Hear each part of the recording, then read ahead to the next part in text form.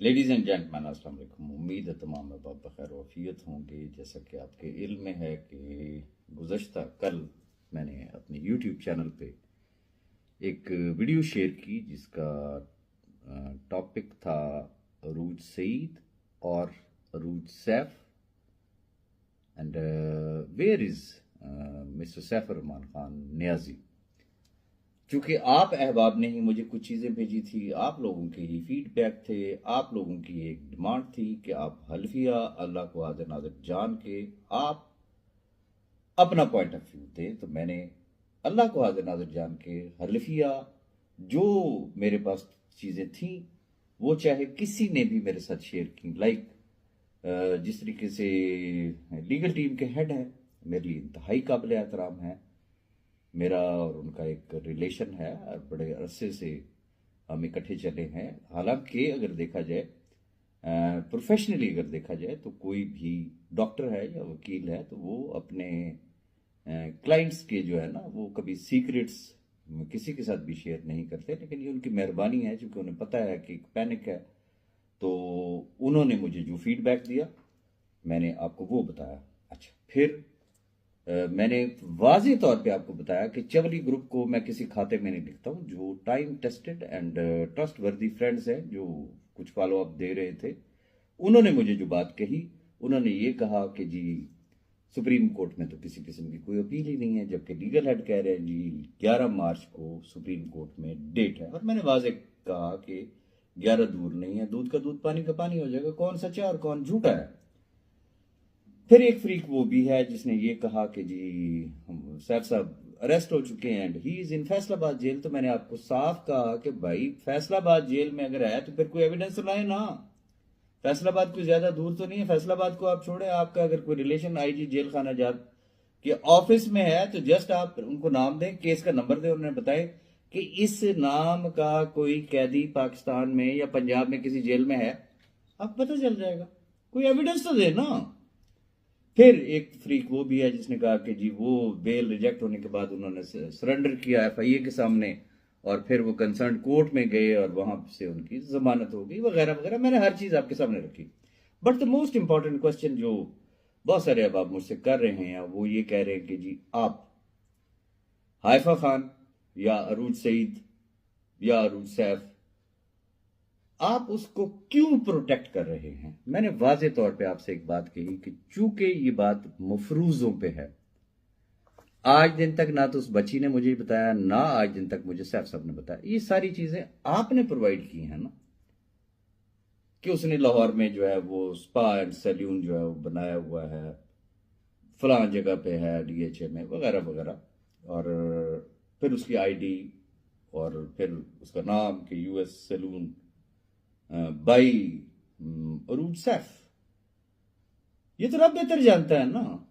या अगर आप लाहौर में हैं तो मुझे ये बता दें कि DHA3 कितना दूर है।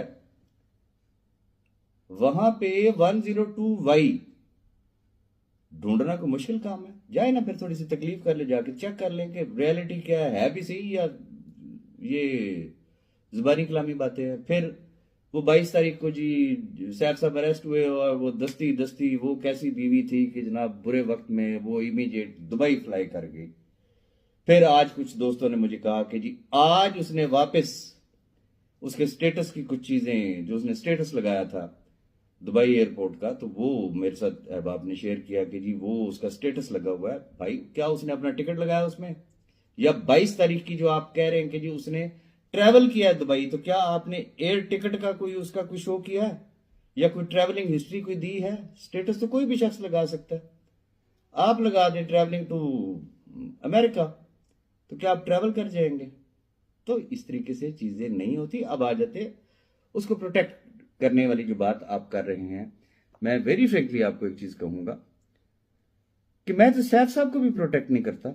आप मेरी सारी वीडियोस उठा के देख ले, मैं अगर दुआ की भी आपसे बात करता हूं, चूंकि दुआ पे भी आप तपते हैं कि जी उस बंदे के लिए क्यों दुआ करवाते हैं आप, तो मैं क्या कहता हूं, मैं अगर का लफ्ज इस्तेमाल करता हूं कि अगर उसके दिल में खोट नहीं है, अगर वो शख्स सच बोल रहा है, अगर उसकी वाकई रास्ते में मुश्किलात हैं, तो फिर मिल के दुआ करें कि बारी ताला उसकी मुश्किलात आसान करे ताकि वो इस मखलूक खुदा की मुश्किलात को आसानियों में बदल दे, तो मैं अगर का लफ्ज इस्तेमाल करता हूं। मैं तो उनको भी प्रोटेक्ट नहीं किया। अब आ जाते इस बच्ची पे।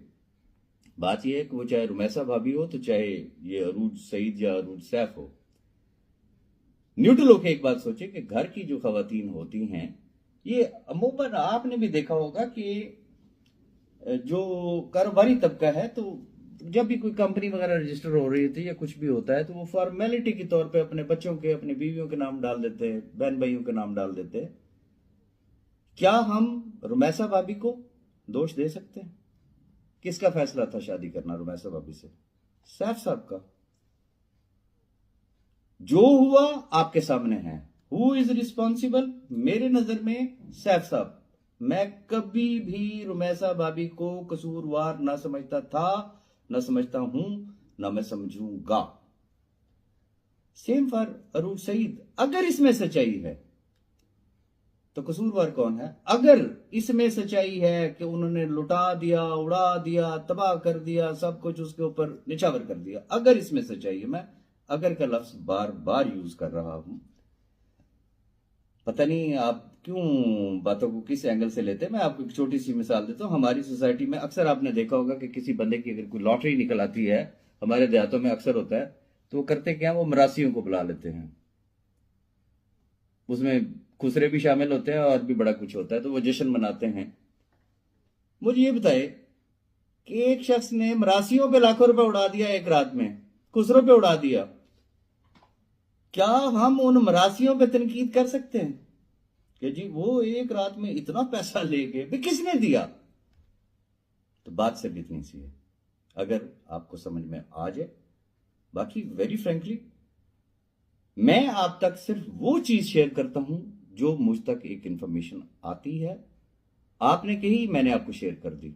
बाकी मैं किसी भी शख्स को प्रोटेक्ट नहीं कर रहा हूं। मेरी भरपूर कोशिश होती है कि मैं आपके सामने फैक्ट्स रखूं। उम्मीद है कि मेरी बात आपको समझ में आ गई होगी। तो हमें याद रखिएगा, फर्दर अगर कोई अपडेट होगा तो मैं यकीनन आपके साथ शेयर करूंगा। अल्लाह हाफिज।